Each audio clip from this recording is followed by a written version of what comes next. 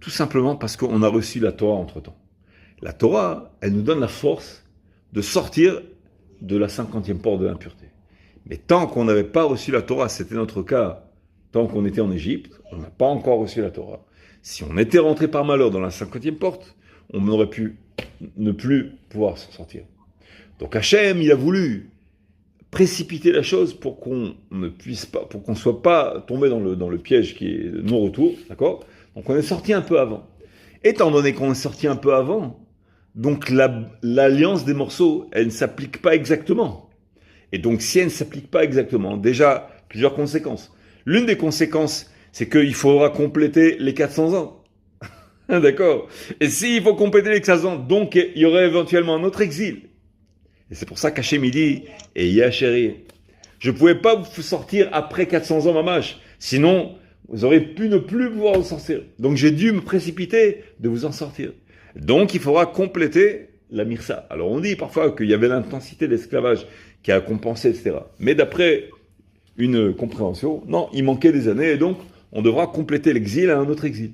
Et donc si on doit compléter l'exil par un autre exil, c'est pour ça qu'Hachem il a dit, et Yachéri, je serai avec vous au prochain exil comme je suis avec vous maintenant. D'accord ? Je suis maintenant comme je serai après au prochain exil. Et mon cher Rabbeinu attends une seconde.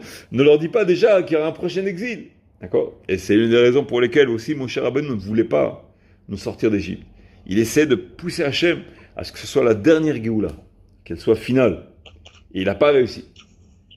D'accord ? Et aussi, ça va expliquer l'autre question qui s'est posée. C'est étant donné qu'on n'a pas atteint les 400 ans, donc il n'y avait pas de promesse, la promesse des objets de valeur de sortir de l'exil, il n'était pas obligé de s'acquitter de cela. Parce que ça ne doit s'appliquer que si on fait 400 ans d'exil. Or, on ne les a pas fait. Donc, Abraham Avinu, lui, il s'est dit Hachem, mais si je les sors après 216 ans, Abraham Avinu, il va voir l'esclavage tellement intense, tellement dur qu'ils ont subi, ils vont dire, bon, l'esclavage, ils l'ont passé. Mais les objets de valeur, ils n'ont pas reçu.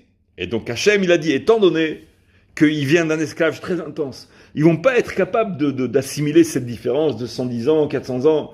Il y aurait eu tellement de victimes où Pharaon, il tuait 150 bébés le matin et 150 le soir pour faire un bain de sang pour sa lèpre.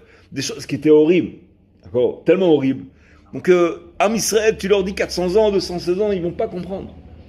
Donc c'est là qu'intervient que si Abraham Avinu, il se réveille et dit, oh, alors pour les 216 ans d'esclavage, oui, il y a eu. Mais pour les Tzubechouch Gadol et Tzuz Valeur, il n'y a pas eu. Tu comprends ?